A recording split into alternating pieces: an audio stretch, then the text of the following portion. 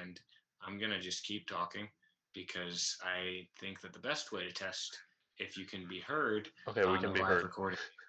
Perfect. All right. Um, Hello, everyone, and welcome to our first emergency podcast. Tonight, we're talking about So, the Russell Westbrook James Harden trade. I mean, the Russell Westbrook John Wall trade. Um, yes, uh, Russell Westbrook is a wizard now. He's not a practitioner of magic. He's going to play basketball in Washington. Uh, John Wall and a first round pick are going back to Houston. Dave, what are your initial reactions on this? well, first, do we know if that's everything? Has there been anything else added to this yet, or?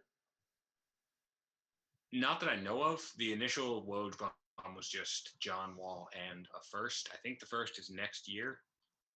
Um, The first is I'm looking at this now from Shams Charania. The first is next year, but the protections on it are next year. It's or no, the first is 2023. Sorry, okay. protections on it: 2023 lottery, 2024 top 12, then top 10, then top 8. Um, Okay. So if it doesn't pan, like doesn't go to the Rockets next year because it's a lottery pick, then okay, I see. yeah, Okay. I mean, that feels like a pretty like a pretty friendly protection to put on it if you're the Wizards, yeah, because by this point, I don't know. I think we're seeing GMs kind of move in the direction of first round picks aren't the sort of gold nuggets that they used to be, hmm or at least that we used to see them as. I, from a basketball perspective, do you think this really changes much for either team? um, I really don't. I think what it changes. Um, is more stuff on the periphery. We were kind of talking right before this about how this affects Harden and Beal is the most interesting part of it. Is this a sign that Right. Harden's like next on his way out, and that they're really just kind of blowing it up and they're gonna try a team with John Wall and Christian Wood as your centerpieces? And then on the Wizards side of it, I remember a lot of stories over this offseason about how excited Bradley Beal was to play with John Wall again. Um, I, and just a couple weeks ago, I remember the Wizards GM had a little press conference where he very adamantly said, like, John and Bradley are the Wizards of the now and the future, or something like that. Yeah. Obviously, GMs say that and then go back on that all the time. But I did think I mean, this could hurt Beal's relationship with Washington because he's been very loyal to them for a while, despite how horrible they've been for oh yeah. almost all of his career. And I mean, I know we have a tendency to talk about these things from like a team building perspective, from a basketball perspective, but on like a human level, John Wall really connected with the city of DC and was a big fixture there. I mean, last week he was out handing out Thanksgiving meals to people amid all this trade talk that's been surrounding him all off season with his rehab that he's done for I think 2 years at this point to try and come back from this injury. So I do think that's going to be an under talked about part of this. Is just that it's the Wizards trading a player who's been basically the face of their franchise for the past decade. I Yeah. mean, he got when I was like 11 years old, I think. He was doing the Dougie on his debut night when I was 12. So like it's I don't know. I think we forget what this means to like people who have grown up Wizards fans. But I do think that's a good point about how this changes the relationship between Bradley Beal and management. Obviously, James Harden seems to be in a pretty set place when it comes to his relationship with Rockets management, in that he doesn't really want one. Um, but from a basketball perspective, I agree with you. This doesn't change much. Like, hmm if you're a Wizards fan, you woke up today with a team that had a point guard whose entire game was based off of his athleticism, and you're going to go to sleep tonight with a point guard whose entire game is based off of his athleticism. Like those don't really change.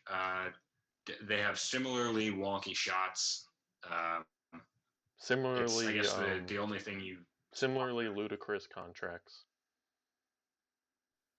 yes, similar money going away. Yeah. The only thing you really swap out is that Russell Westbrook isn't coming off a surgery that has been known to really limit people's athleticism when they come back. So, I mean, I guess the first round pick is the price to pay for knowing the quantity you're getting back, as opposed to just kind of betting on John Wall. Yeah. And as much crap as he gets, there was a time last year where Westbrook was looking really good. In that, like, Yes, right before down. yeah, right before the shutdown, he was looking really good. And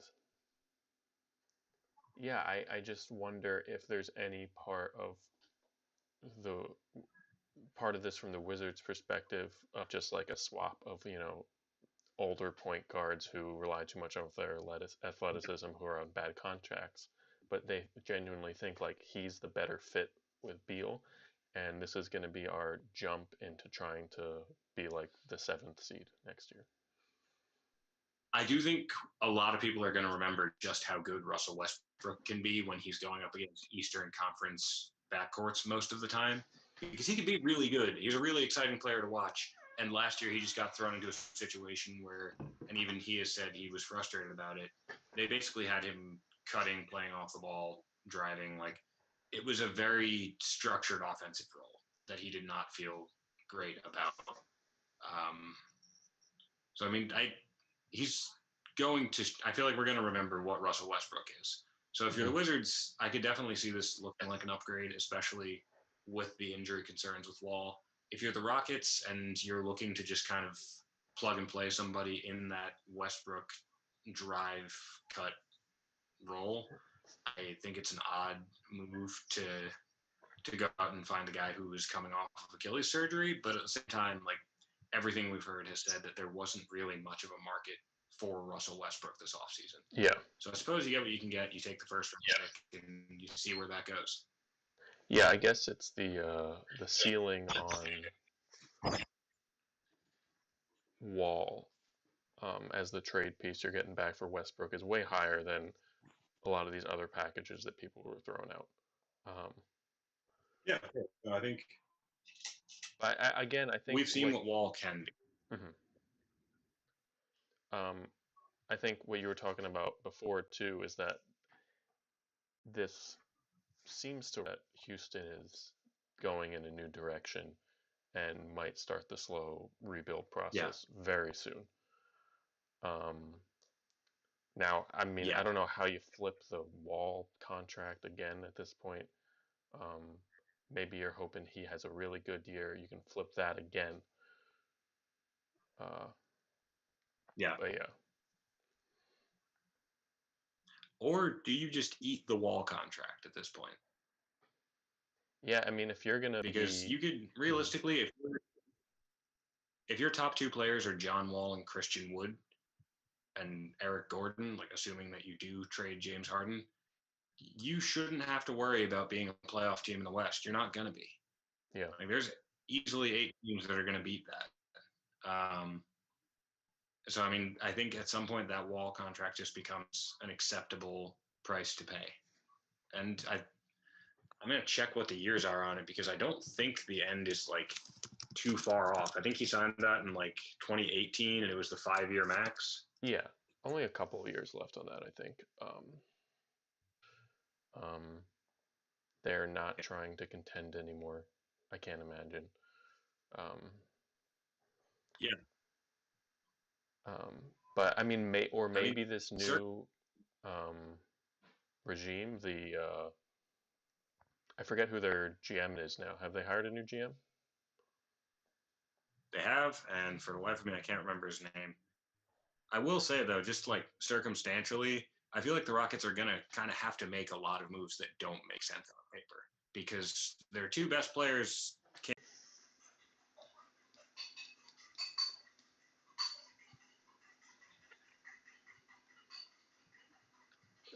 Rockets general manager is Raphael Stone, and who's somebody's somebody whose dad was also an NBA head coach is coaching them now, but I do not remember who it is off the top of my head. Steven Silas. Okay. Right. Yeah. Also, sorry to everyone for the minor technical difficulties going on right now. Going in and out for a second. Oh, not that one. I'm sorry to hear that. But yeah, so the Rockets, it's Steven Silas, it's Rafael Stone, it's two guys that have never held the positions they've held at any other NBA organization. So I think if you are the Rockets, you can kind of stomach. I mean, you can't really stomach hitting the reset button here and shipping off Westbrook and Harden and tearing it down to the studs, but that seems to be what you're going to have to do. Like you've been put in a corner here. This is the dance you have to do to get out of it, and it's not going to look great. But I don't know. Yeah. Again. Yeah, definitely. I think this is every good team has to go through this at some point, unless you're like the Spurs or something. And yeah, I mean, it's just kind of a bummer. I hope Harden can end up on a good team. Despite a lot of like hate that he gets, I always really liked rooting for him over the last couple of years, especially when he was trying to take down the Warriors. Always really enjoyed those. Yeah. And I know I'm talking like he's already been traded, but yeah, whether he's traded or not, he's not going to be. If he's on the Rockets, he's not going to be in the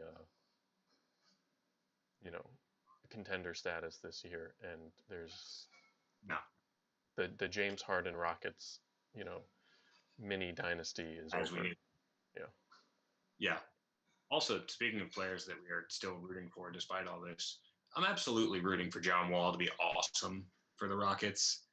Like he's a really fun player to watch when he's good, when he's on. And all we've heard about John Wall for 3 years is that he's getting paid way too much money and that, he's an immovable contract. He's a sunk cost. And I would love to see him ball out and prove everybody wrong because John Wall, when he's good, is one of the most fun players to watch in the league. So absolutely rooting for this to work out for Houston.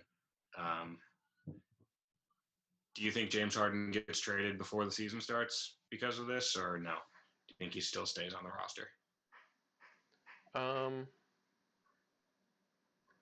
I think he's gonna stay. I don't feel confident about thinking that, but that's my gut.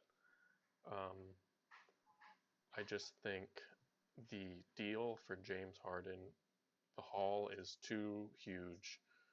I'm not sure where they find it. Yeah. And I think you go in, you assess, your possible returns on Harden, and you see you're not getting Paul George Clippers trade from anyone. And at that point, you probably just say, all right, let's try this out. Let's see how bad this chemistry can get. Yeah, like I think the market for Harden is going to be weird because of what bringing James Harden in means for a team that trades for him. Like I think we've seen over the last couple of years how just weird and I don't want to say misshapen, but like how kind of Frankenstein-y a basketball team needs to get to give us the best version of James Harden. And so I feel like teams are going to be a little bit more hesitant to bring him in just because of how much of an impact he has on what your play style becomes. I think he stays as well, just because, like you said, I don't know who's going to throw that offer at them because I don't know. I mean, he's one of those few players that makes you automatically a contender to some extent. But at the same time, I don't know what team looks at the cost you're going to have to give up for James Harden and says, okay, after we trade all of that away, we add James Harden and we're automatically a contender. Mm-hmm. I just don't see the stars aligning for one team to make that kind of move. Yeah, I think he stays for now. It would have to be a situation where they just sort of have given up and they want to get rid of him. Yeah. and they just find something is the best, which is probably what happened, like you said, with this Westbrook-Wall thing. Yeah. Well, and I mean, the elephant in the room is that if you're listening to Harden, it has to be Brooklyn. Like, I think it's similar to when Anthony Davis came out with a year on his contract and said, "Look, I'm going to LA after this. You can trade me there now, or I will walk there when this ends. But I'm going." I think when you have a player so publicly saying not just "I want to be in this city" like Paul George did, and Indiana basically told him you're going to Oklahoma City, basically the opposite of LA, but that's a separate discussion. But like when you have a player coming out and saying like, "No, I want to be on this specific team, and if you don't trade me to this, trade me." I mean, even Kawhi Leonard a couple years ago said he wanted to be in LA, got traded to Toronto, won a championship, and still was like, "No, I'm good. I'll go to LA." And when you have that, I think it makes it a lot harder for a team that isn't the already named team that the player wants to be on to say we'll mortgage our future for a year of this guy or 2 years of this guy. I mean, Toronto was able to do it because it was DeRozan and Jakob Poeltl, but I'm assuming Harden's going to draw more than that. Yeah, definitely. In retrospect, also kind of a crazy trade that they got Kawhi for that. I mean, Yeah, Harden's great, but I kind of think bizarre. it just kind of highlights how weird that whole Kawhi situation was.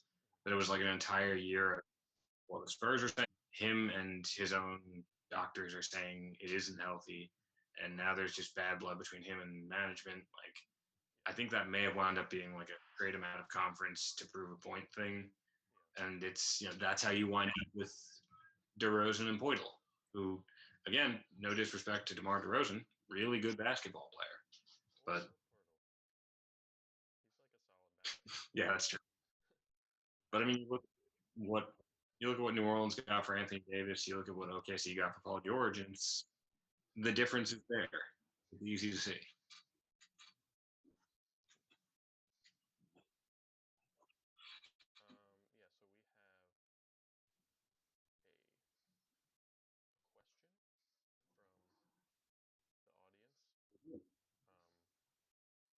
Um, Oh, this is from our friend James, who was on the show last week. James asks whether we think hey James, the Wizards are a playoff team now. do you want to start? Um, sure. I think their ceiling is probably like a definitely a play-in game, seventh seed, maybe. Like I think that's probably the best outcome here. I mean, maybe better, honestly. They I feel like they did some sneaky good stuff. Um, and now you can put out a starting lineup of what Westbrook, Beal, Yeah. Robin Lopez. They have now. I don't know if he'll start. Um, Right. Bertans. This is like a formidable lineup, I think. Really? Ree. Um, Yeah. like Like there are I think probably I like said it earlier. 6 or 7 players on the team that I trust. Yeah, and like I said it earlier on this call, like replace Ish Smith minutes with Russell Westbrook minutes. Russell Westbrook has led probably similar quality teams to this one to like 6 seeds in the Western Conference, and this might be me looking back and remembering them for being stronger than what they were. But those Western conferences that Westbrook got the Thunder to a 6 seed in were stronger than this Eastern Conference, I have to imagine. Oh yeah. I don't see them much higher than 7. Like I think 7 is probably where I would slot them in right now. But at the same time, like just because 1 through 6 in the East is it feels very hard to jump into. You Yeah. got Milwaukee, Boston, Miami, Philly, Brooklyn, Toronto, Indiana. That's 7 right there, and That is I don't 7. know who out is going to be, but I think the Wizards are a playoff team after this. Yeah, or at very least play in game team. Yeah, like at minimum they're going to be there because they were a 9 seed this year. And granted, they were like 8 games off the 8 seed, but they were the 9 seed, Yeah. and that's enough in this new format to get you in the building for a playing game. Yeah. Uh,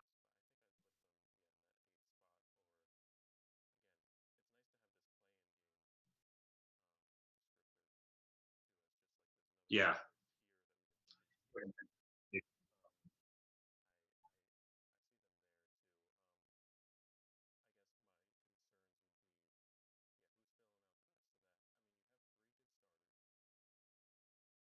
Yeah. Eric Gordon's 6, but you got PJ Tucker on.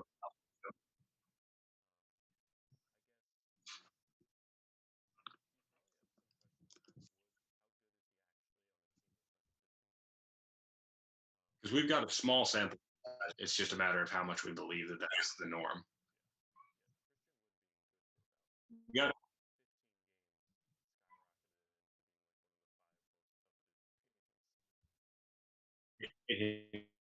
so much money. But no, I mean, you got Ben McLemore still on the roster. He was getting playoff minutes last year. House is back on the roster, and he hasn't been ejected from the bubble this year yet. Um, DeMar Carroll was 1/5 of a player of the month at one point, I believe. Yeah, they have players that can play NBA basketball. they there's definitely going to be like need to be some tweaks. They seem if they are going to be playing with a conventional big man, they're probably a little bit thin up front. But I think they'll be able to fill out a roster around these two.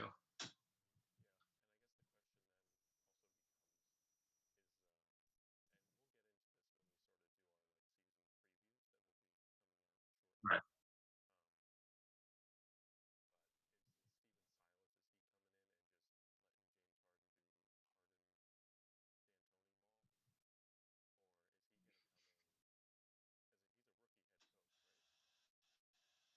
Never had coached before, at least not in the league.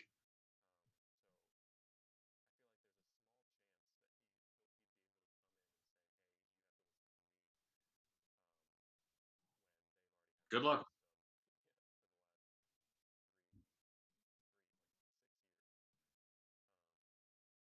Yeah, it's been like the same system, same rabbit hole that they've just gradually been going farther down, and then you wind up with like Russell Westbrook playing center.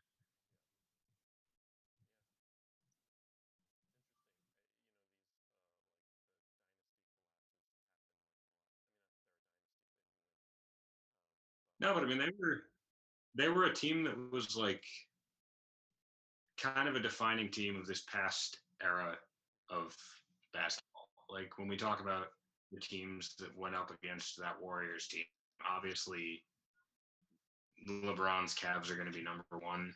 Kawhi is going to be up there because those are the two teams to beat him in the finals. But as far as conference opponents go, like this Rockets team was the one that pushed them the farthest.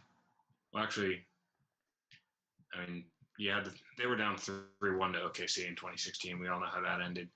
But once the Warriors became like full Death Star with Kevin Durant on the roster, the Rockets pushed them to 7 games. Mm-hmm. And if Chris Paul doesn't get hurt, we could be looking at a very different narrative around that sort of era of the Warriors and this era of the Rockets.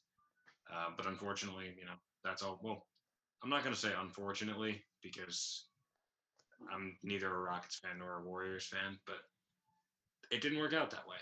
Yeah. They went for it. They didn't win a championship. We now do this weird thing where we're all like, hey, good for the Rockets for really giving it a shot and not punting on 5 years as if like 25 NBA teams just threw their hands up and were like, well, the Warriors have really good players, so there's no use in us trying. Like, no, the Rockets, they were aggressive, but it's not like they looked around the league and were like, well, someone needs to defeat these Warriors. We're going to do it. Like, no, everyone, I feel not everyone, but a lot of teams were trying to win when the Warriors were there. So the whole like, hey, the Rockets gave it an honorable try and we should respect that has always been weird to me. But yeah, no, these sort of collapses I feel like happen quicker than you think, and we're seeing it happen for this Rockets team right now. I mean, just a year ago, like just maybe like 13, 14 months ago, and now we're only a little over a year later, and it's the full collapse. The Morey's gone, D'Antoni's gone, Westbrook's gone. Well, I mean, I might be missing it, but that Westbrook trade did kind of feel like a last-ditch shot at like making the Harden thing work down there, right? Yeah, no, that's a fair point. Like, It it did was kind feel of like, like, oh yeah, you couldn't. yeah, like the final phase. Yeah, it was like, all right, if this doesn't work, we're kind of out of options. It's very funny also thinking about these things because it's like, no, these guys didn't like. You didn't like playing with Chris Paul. What? Okay, well, no, we'll fix this. We'll bring in the guy that everybody loves playing with, Russell Westbrook. You don't like playing with him either. They didn't like playing with you. What's like? It's funny seeing what like the beats of this Rockets team were. Yeah, and that's not even including the like, Harden Dwight Howard experiment that started this all off. Like, Oh yeah, oh yeah. I forgot that there was a Dwight Howard chapter. I think that is what sort of helped